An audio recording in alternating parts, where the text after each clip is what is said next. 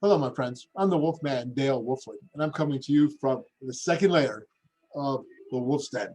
And this is the Wolfman Ramble, brought to you by Little General Stores and Kegler's Sports Bar and Grill. And of course, being along in association with the Wolf's Den Extra on the Neil Brown Show. And before I get into that, I just want to say I apologize that the Wolfman Break It Down that was supposed to be out on Friday night to Saturday morning. We had some technical difficulties, and I, being who I am, have major issues with technical difficulties. Not so good, but I do apologize for that, and it is up on my Facebook page now.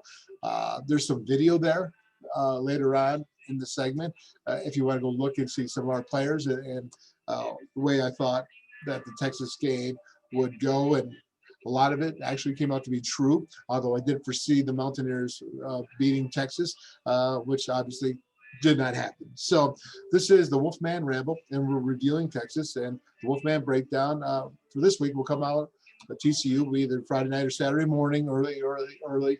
And of course, hopefully this time there'll be no difficulties with technology. Praying. But anyways, so the Wolfman Ramble, and it is sponsored by my very, very good friends, Little General Stores. So they got DoorDash. They got anything you want. If you're going to stock up for the games, whatever, man, stop in there, get your food, get your drinks, whatever you need to get yourself going for the Mountaineers, get it with Little General Stores. Great people. Absolutely. But also, Kegler Sports Bar and Grill. It is home of the Wolfman Burger. It's the 8-ounce burger, man. That's smothered with their specialty famous cheesesteak, and then they put the gold and blue sauce on there. It's won numerous awards. Best burger in town. But they also got other incredible burgers. I only say best burger because it's got the Wolfman. It's named after me, so that's why I say that. But regardless, it is different. And of course, when you look at it, now you know why. I mean, when I say it's different, come on, man, look at it. But here's the cool thing about Kegler Sports Bar and Grill. They got all these daily specials during the week, and it is the home of the Neil Brown radio show. So wonderful sponsors. And when you think about it, today is Monday. So being Monday, it's from 3 to 6. It is 50-cent wings. From 6 to 9, it is 60-cent wings. And yeah, you know it. And from close or 7 to close, it is 70-cent wings. So when you're watching Monday Night Football, you're watching whatever you're watching. Okay, you go to Kegler Sports Bar and Grill, and you get that stuff, man, because it's got the gold award-winning wings. Are you kidding me? Tuesdays, they got from 3 to close. It is Tuesday tacos for $2, man. What? You got chicken, you got beef, and you got pork tacos. And you can just sit there. I ate like 6 of them, man, and I was ready to eat some more, but you know what? I didn't want to make a pig of myself. So I stopped at 6. But on Wednesdays, they have all you can eat baby back ribs, right? Yeah, $10.90 from 5 to 7.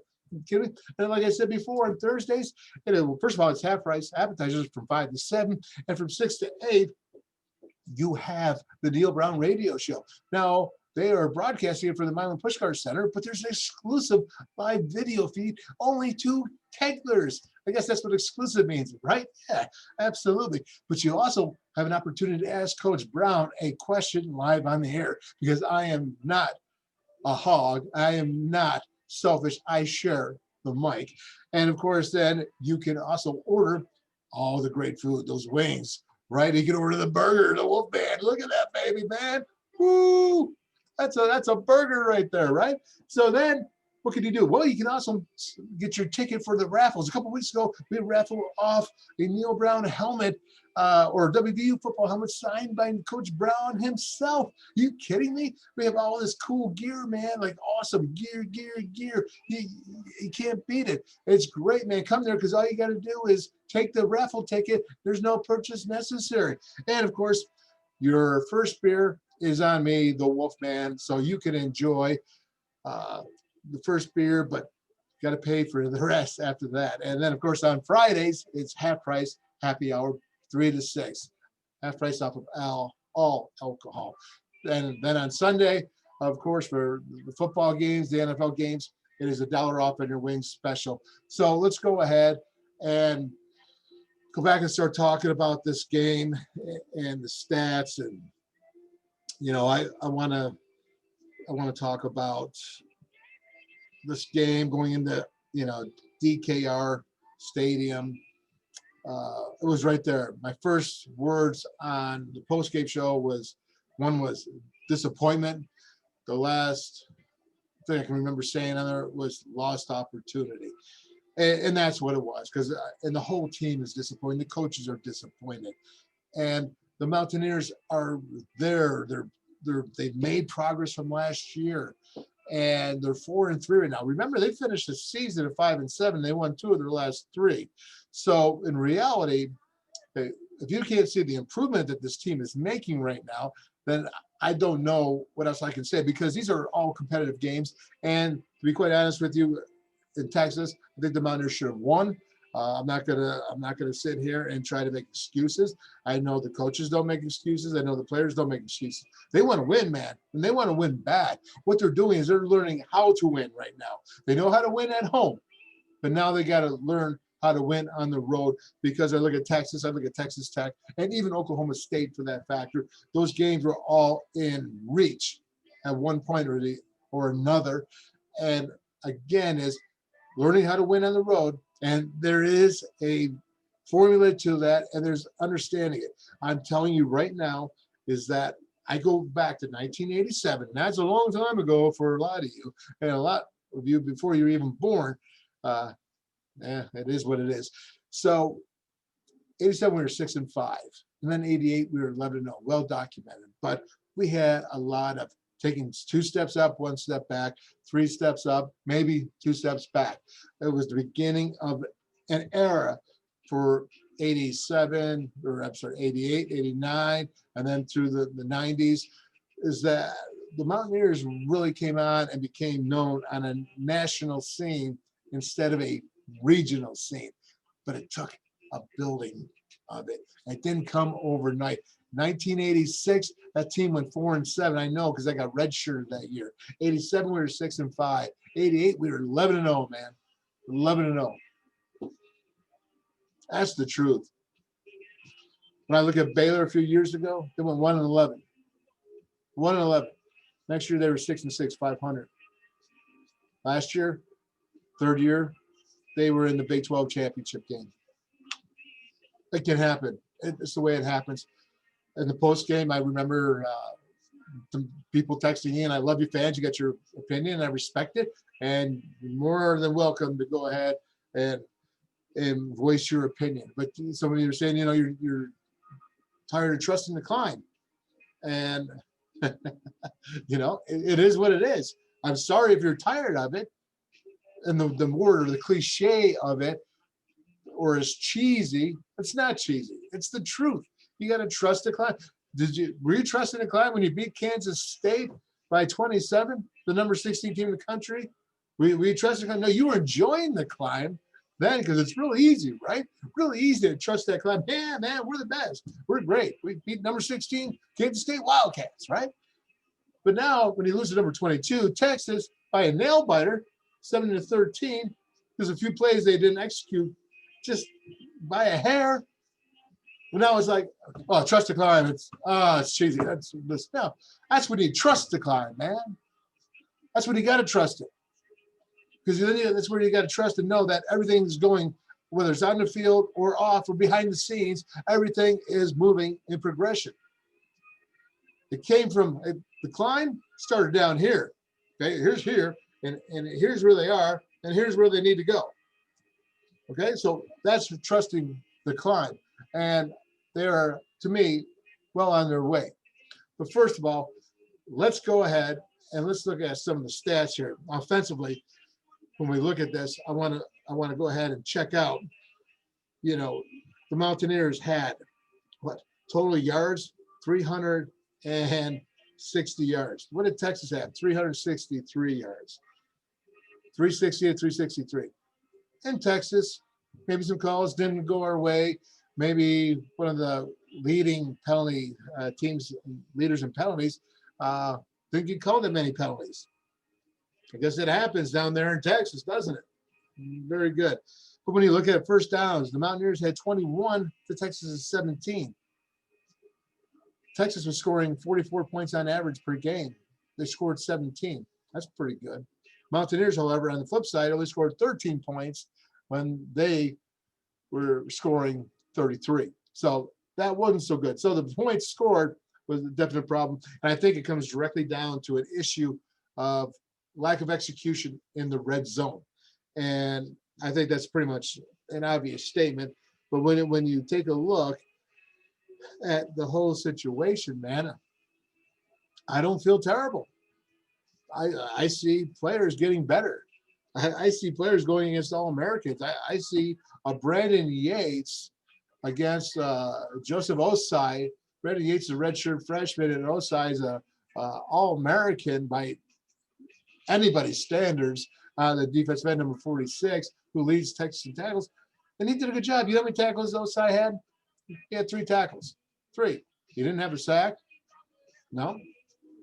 He did pretty good. It's not what happened in Oklahoma State.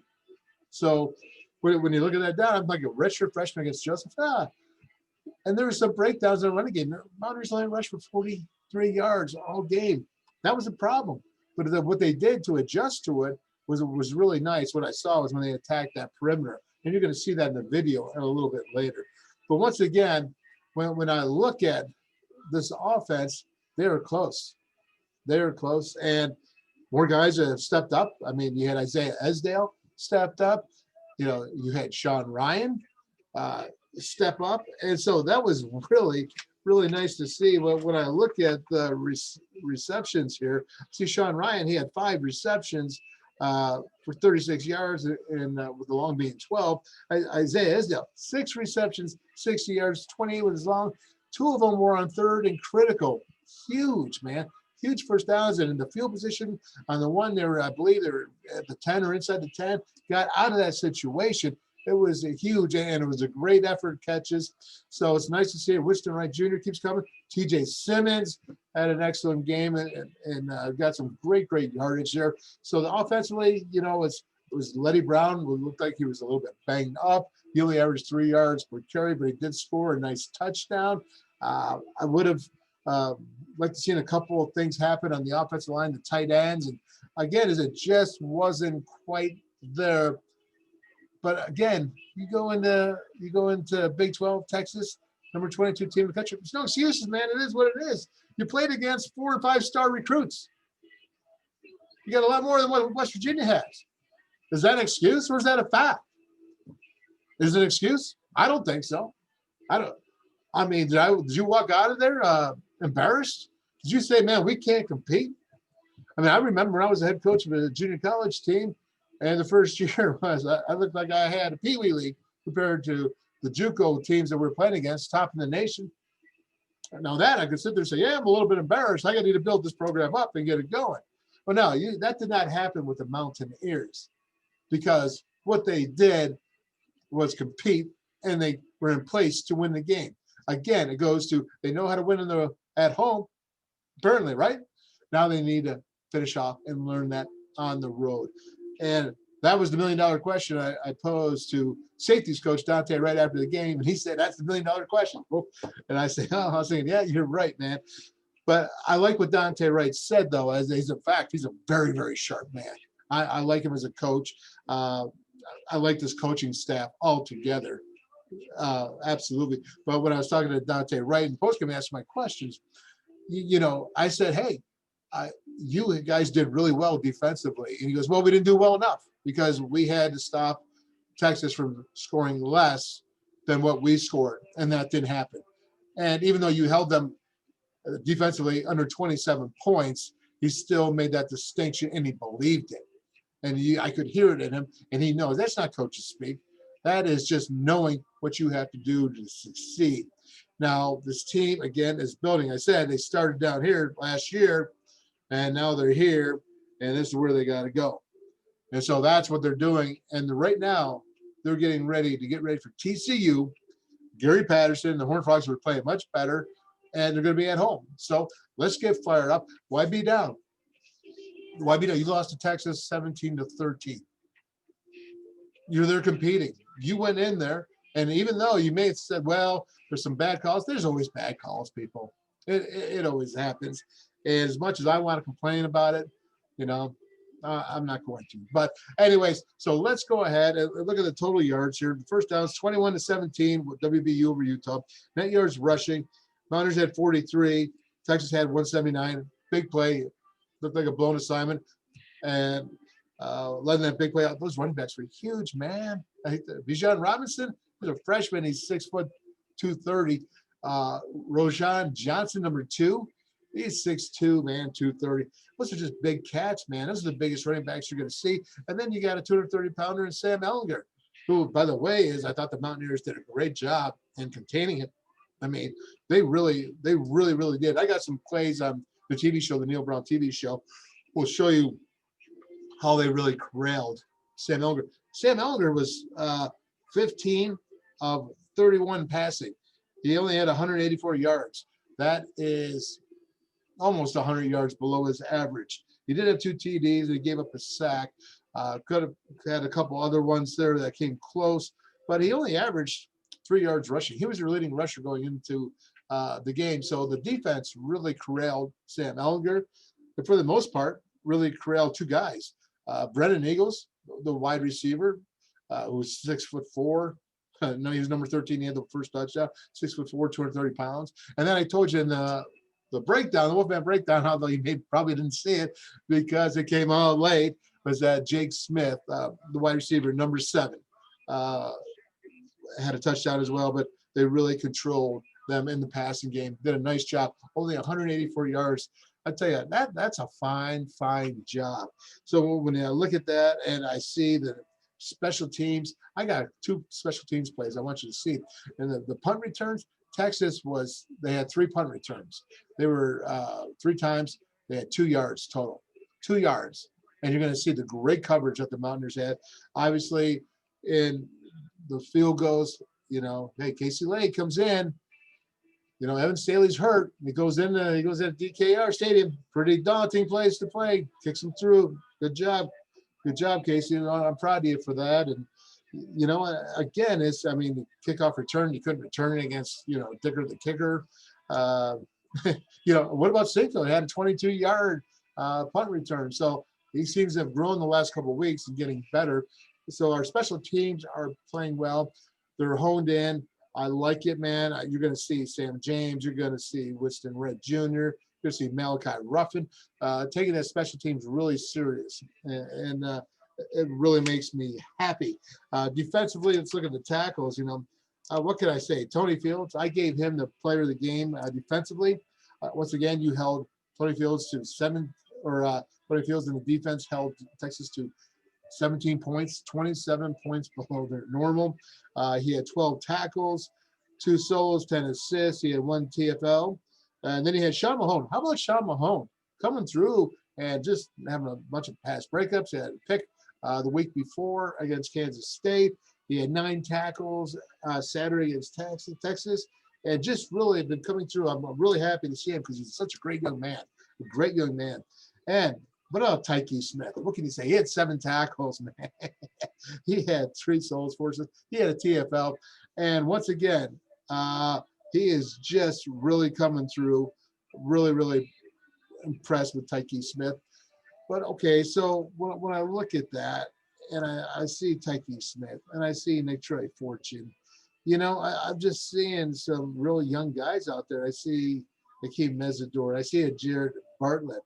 And, you know, I heard Coach Wallace in our postgame said he's done with the youth. And I hear you. I'm okay with done with the youth too. But it's okay, you're done with it. But the truth is you're learning as a youth. So I agree with him. I agree. And I'm done with the youth too. I said that. It's halfway through the season. No longer are you a freshman. You've played in the games, the ones that have, and now you're not. So once again, this team is moving. It's moving in a good direction. They're better than last year. They're showing improvement. I gave you the Baylor. I gave you the West Virginia 86 through 88 scenarios. There's a formula to that. There's a method to that. And when you've been through it, you can see it. And so I'm just telling you what I know. You can have your own opinion. I'm good with that. You're a Mountaineer, man. I respect that, and I respect all Mountaineers. So that's good. But let's go back now to looking at Dylan Tonker. He has 6 tackles. He had a TFL, 2 TFLs, but he also had a sack there. And it seems like him, what he's been doing is, Tony Fields comes in about 10 days into camp. He was Tonk was the starting Mike at the time. Moved him to second team there, so they moved him to Bandit backers so that they can get him on the field because he needs to be on the field. And again, he's showing it the 6 tackles. I think he's really catching on with that Bandit, and it showed. I'm sorry, but this is what I want to talk to you about. Dylan Tonkery's from Bridgeport, West Virginia. He's an amazing, amazing young man. Mountaineer. He just does what you tell him to do. I talked to Cass Steele about him, and you just love Tonk. You loved his brother Tonk. Tonk's they're Mountaineers. I look at them, and they're just Mountaineers, man. West Virginians through and through, and I love it. And so I just say kudos to this guy. He's a senior. I love what he's doing. Tonk, man, you're a Mountaineer, brother, and that comes from me, and I'm telling you that. And I say it with full, true measure of my voice, man. That's who you are, truly. So, anyways, that's enough of that with Tonk and the tackles and the defense. I really, really thought, besides a few bigger plays, the Mountaineers played tough, man. Once again, tough. Let's go. Let's take a look here now. I want to go look at the Big 12 standings. I'm going to share this with you here. Okay, so when you look at this, we're looking at offensively, and you see Oklahoma, West Virginia is number 4. And when you look at the points here, and they're averaging 30 points per game, and you look at Oklahoma's 46. Now Texas is down to 40 points, right? And then you got Iowa State at 33 here. So that's gonna be pretty big. Now let's go defensively. You see West Virginia is now number 2 in points to only Oklahoma State. They're the Cowboys there. So once again, you see a defense here that's really, to me, is gelling the Mountaineers, and golly, it's nice to see. Let's go ahead and look at the Big 12 standings here for the rushing. Okay, so West Virginia is 6th place. We're averaging 4 yards per rush, have 154 yards per game. That's really pretty good for Mountaineers. Remember last year? They were last, right? Remember when we were average? Never mind. Let's just say we're showing a big improvement. And then when you go to defense here, West Virginia with 109 yards giving up at defensively. That's not too bad whatsoever. And again, is you have to look at the fact that Texas was pretty strong as well against the run. They played pretty good. Those interior defensive linemen, those 2 big backers, the one guy Mitchell, the Mike linebacker, second on the team in tackles, and then you had Overshaw.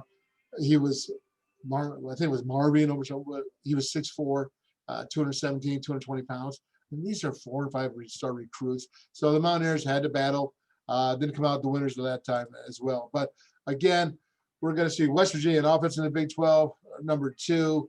You got a total of 2,074 yards. And it's not bad, man. Defensively, West Virginia is number 1. Let's look here at the leaders. So the leaders here, when you look at scoring, you're going to see, Evans stayed up there. Letty Brown, that's what I was looking for. Number 4 is up with, he's got 66 points. He's number 4 in the Big 12. And when you look at the rushing department, where's Letty at here? Letty's number 2.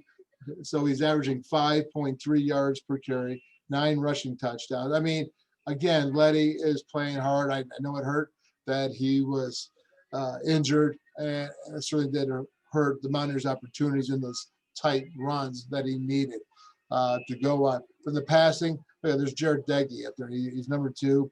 He's averaging about 287 yards per game. His picks, his interceptions, he's got 3. I don't think he's had a pick in the last 2 games. He's had 4 games of over 300 yards. So he's really putting it in there, doing a nice job. And once again, as you look at him, the TDs, the picks are 11-3. So again, I'm going to go with that. It's pretty good. Now, when you look at this, Winston Wright Jr. is number 3 in the Big 12 in receptions. That is good. When you look at, he's got 2 TDs, 447 yards. He's got 36 receptions. That's nice. And he's averaging, about 12 yards per catch. So that fits with his slot right there, the slot receiver. That's not so bad. But let's move on down here to number 10. That's what? That's Bryce Ford Wheaton. So BFW is averaging 16 yards average a catch, and he's got 22 receptions. So when you keep looking down, the Mountaineers are not doing bad, because then you go TJ Simmons down here at number 17. So once again, in the top 20, you have 3 West Virginia. Now, Sam James, who only had 2 catches against Texas, you like to see him get some more touches, right? But then again, when you look at him, you see him on special teams doing things there for the team as well. So they're all in, man. They're all doing their thing. Let's look at defensively here. When you take a look and you see your tackles, look at that. It's Tony Fields, man. He keeps going. He's got 65 total tackles. He's averaging 9 tackles a game. He's just, he's sideline to sideline. I just keep saying it, sideline to sideline. He is not bad. Then look at this. Here's a surprise. Number 10 in the Big 12. And that's Alonzo Adai. I tell you, he is a human missile. Did you see him come up and take on the running back, a 230-pounder for the Texans? He just came up. It was a collision, man. The ball was dislodged. All of the runners did not recover it, which they should have, but it did not. Regardless, Big Zoe, man, Adai. Anytime you say Adai, you just got to get all jacked up and fired up, man, because that is the truth.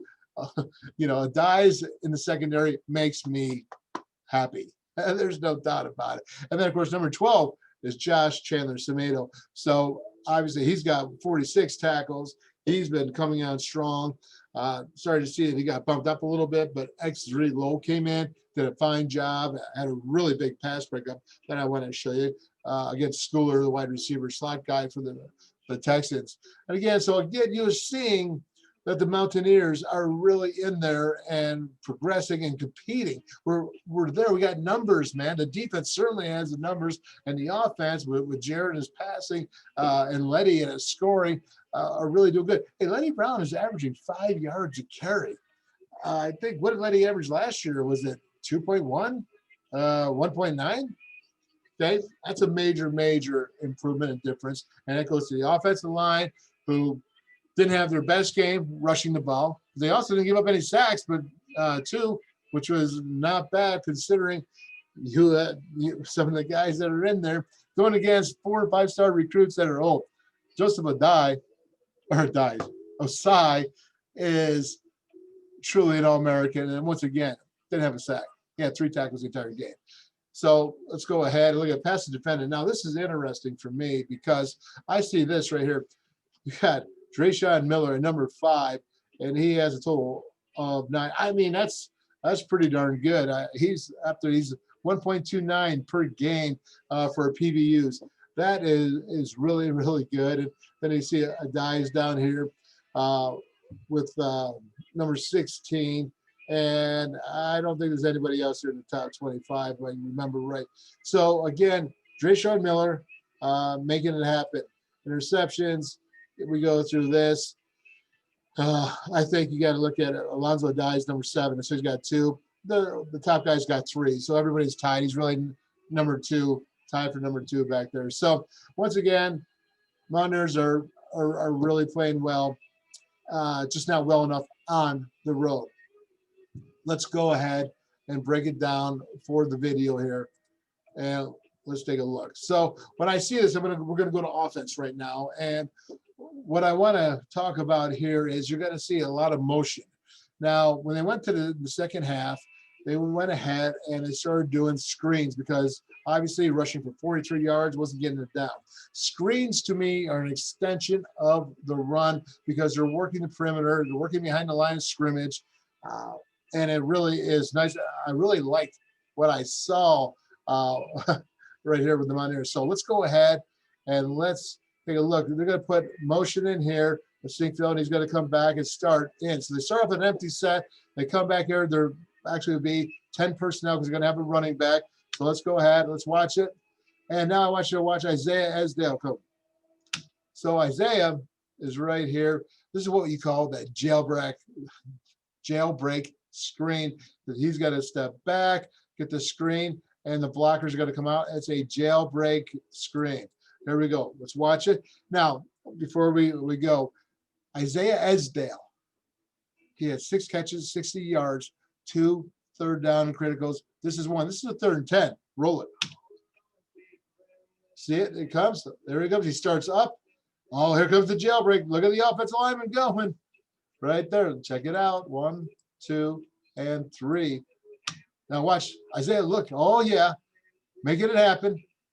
Good job. Nice to see him come out. He only had 1 catch prior to this game. He had 6 this past game. Let's watch it right here. Sinkfield in motion. He gets a snap. Want to get to the part where he catches the ball. Jailbreak. Again, so what's a jailbreak? It is when you see him going to the perimeter and they bring it back to the inside and the offensive linemen are getting involved in the blocking scheme. This is a great move right there. You see Isaiah Esdale stop the defender, get up. He gets 10 yards. That's a great job. You can't beat that for sure. Now we're going to see another one here. This is what I call the slip screen. Again, we're going to see motion now by a Mountaineer because they like to get that motion going and work the numbers so that they can outnumber you. Well, what they're going to have here is they're going to send a Laughlin out here to block number 1, and they're going to send him out to block, and he's going to be the slip screen. I call this the slip screen. The last screen was the jailbreak screen. This is the slip screen. Roll it. Well, there he goes. The motion continues on. Now watch him go out the block. There you go. Now this is Sean Ryan. Now, Sean Ryan had 5 catches now for 36 yards, belonging at 12. It's nice to see him get back into the mix because him and Esdale have both been kind of silent. But it's nice to see. Now look at this blocking here. Look at my man O'Laughlin. Okay, this is an excellent job. Excellent job up here blocking. There you go. Now you see who's that? Oh, there you go. I'm not going to forget about you, TJ Simmons, right there. That's blocking downfield. That's perimeter blocking by the wide receiver and the tight end, and that's getting yards here.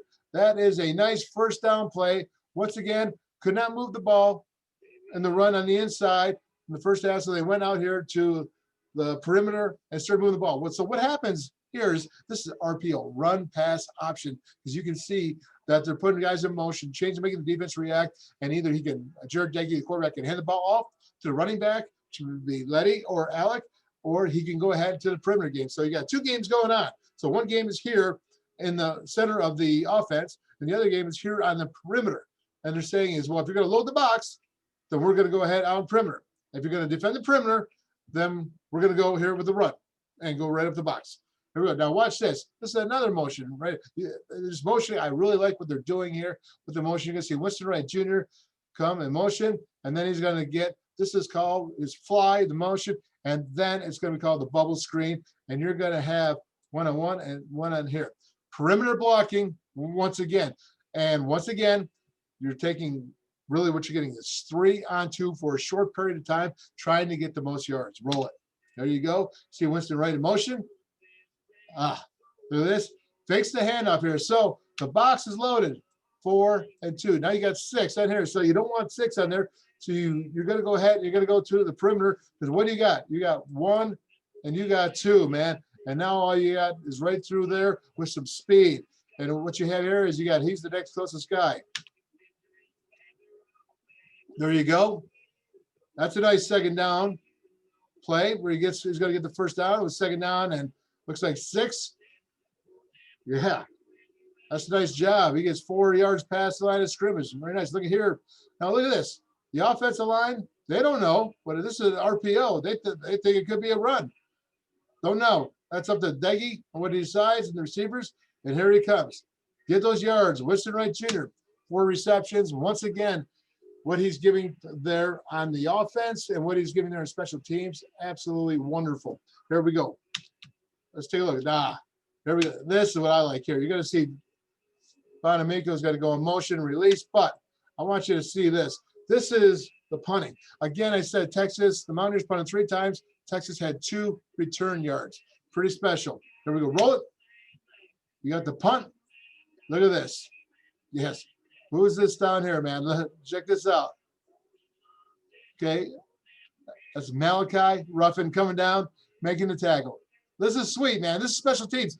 People don't understand how important this is. How many yards he gets from after catch? How many yards? None. Not one. Great job. One more. Let's take a look here. Oh, I like this because I want to show you something. Remember Sam James right here? So he only had 2 catches in the game, but he's contributing in other ways as well. I think it's very important when you show wide receivers. I think Winston Wright's doing a great job contributing. As I said before, Malachi Ruffin. A lot of guys, and when you look at defensively in the covered teams, you look at, Sean Mahone has been really playing well the last few weeks, and Alonzo, Big Zoe Adai, of course, right? We'll go figure. Here we go. Roll it. You're going to see my guy Sam James is going to take an inside release, come out and make the tackle. There you go. Let's move this, speed this up. About to make a motion across. There we go. Here comes Sam. Look at, there we go. Who said he's a wide receiver? He could be a DB. Look at him. He's running there, chasing down. That's called desire, man. Desire. And who you got there? You got what? Malachi Ruffin right there once again. Coming out, but here comes Sam James. Watching him. Oh, make the tackle. How many yards you get? I'm going to say not even one. Not even one. And on TV, I show it once again. And they just do a great job. Great cover teams on the punt team. That's how you sit there and compete and winning games, especially on the road. Let's take a look now. Go to our defense, because obviously the defense did a nice job. Once again, the defense only gave up 363 total yards. I didn't like the running. 184 is too much, but this is Texas, man. And they did give a lot on the one run to Bijan Robinson on that 54-yarder. And that really stung the numbers for the Mountaineers. Other than that, I thought they did a fairly decent job in controlling all of them. Because when you look at the Texas numbers, so besides Robinson getting that long run of 54, Sam Ehlinger had 3 yards per rush. That was a yard under his average. And Rashawn Johnson had 3 yards. So he was actually 1.5 yards to 2 yards under his production. So Mountaineers did a nice job on 2 out of the 3. The other one, the one carry for 54, needed to tackle him for sure. You need to stop him from getting that. But again, it's a game, and they're good too, right? Okay, so let's take a look here at this. I want to go ahead and take a look at all these pass breakups. The Mountaineers had 7 PBUs. That is 7 pass breakups. Sam Ehlinger was 15 of 31, only 2 touchdowns. He had 1 sack against him. Again, he was the leading rusher for the Texas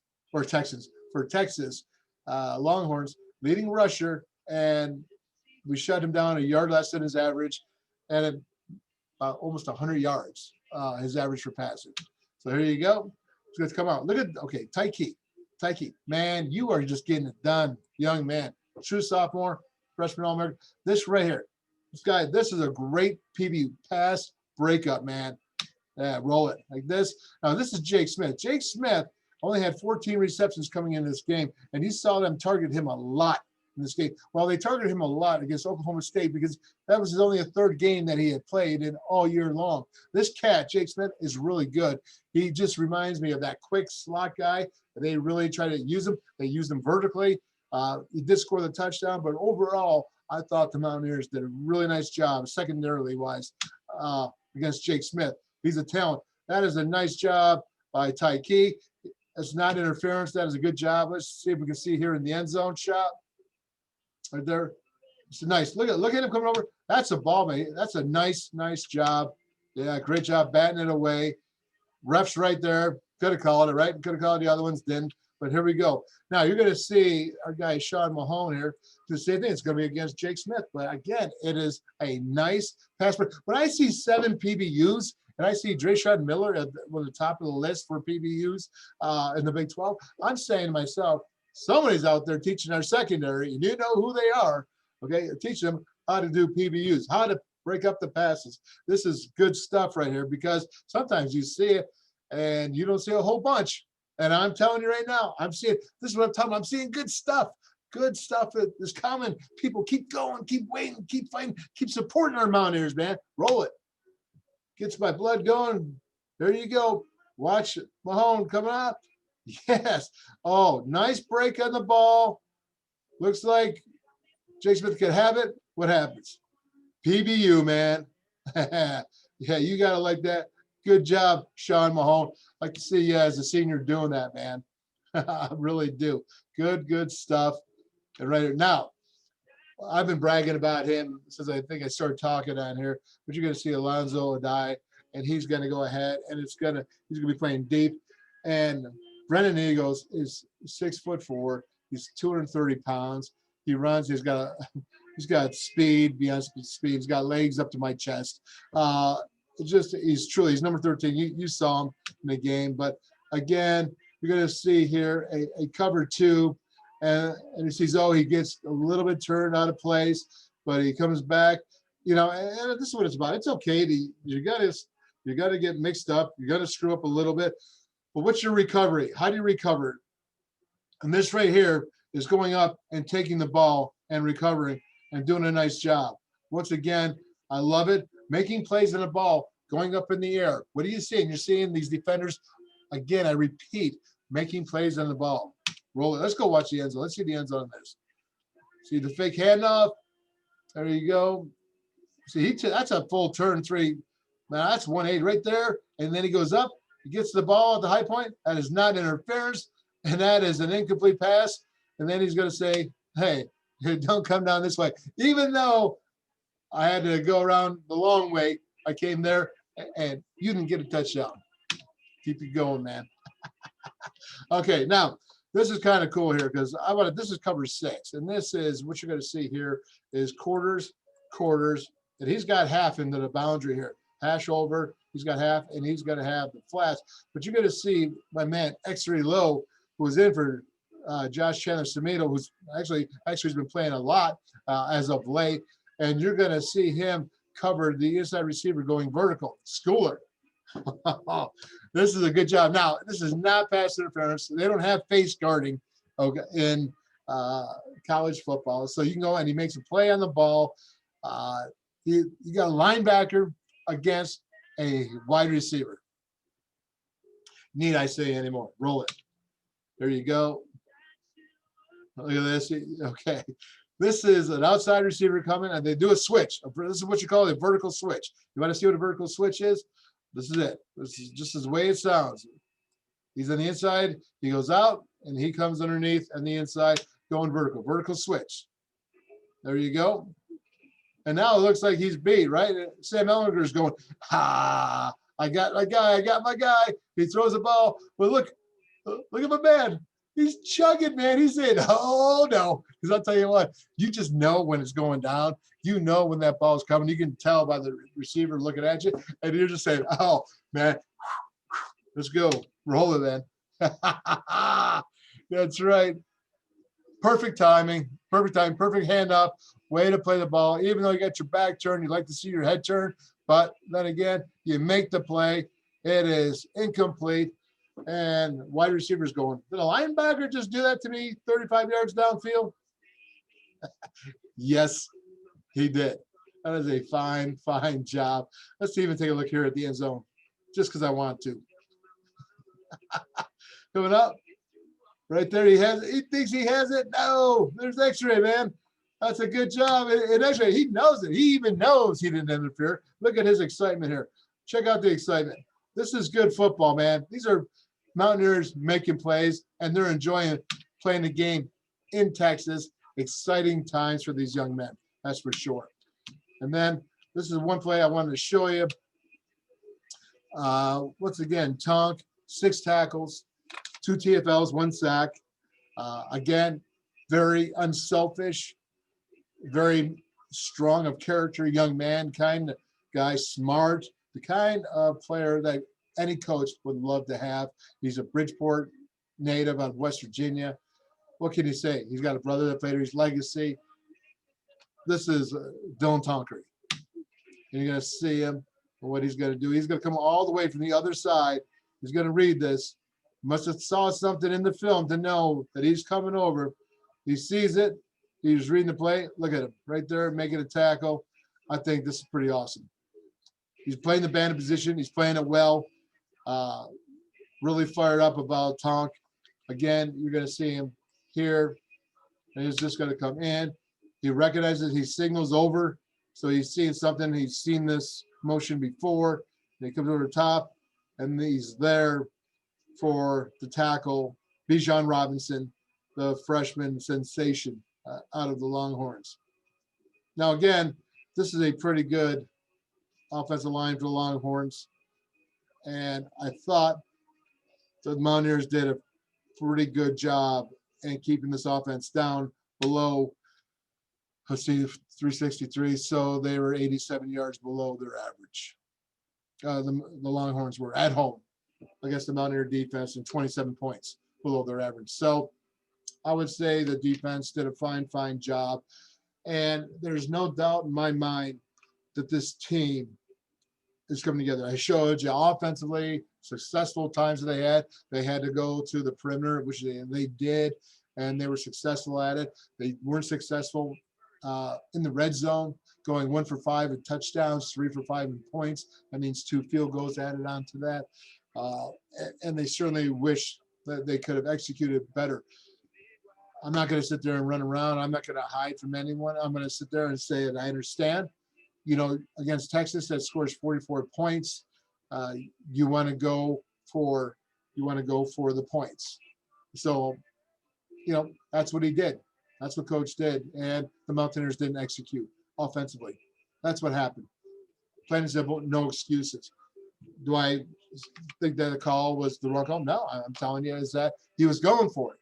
Just like 2 years ago when the Mountaineers went for 2 in Texas to beat him, but to not go into overtime. What happens if Will Greer would have been stopped in that 2-point play? What happens? Oh, yeah, wrong call, right? Yeah, what happens if that play would have succeeded and was close to succeeding? Again, we're talking about hairs, man, hairs. And this team, in all their games, Oklahoma State, Texas Tech, Texas, they're right in it, man. Now what they got to do is what? Learn how to win on the road, and they're this close.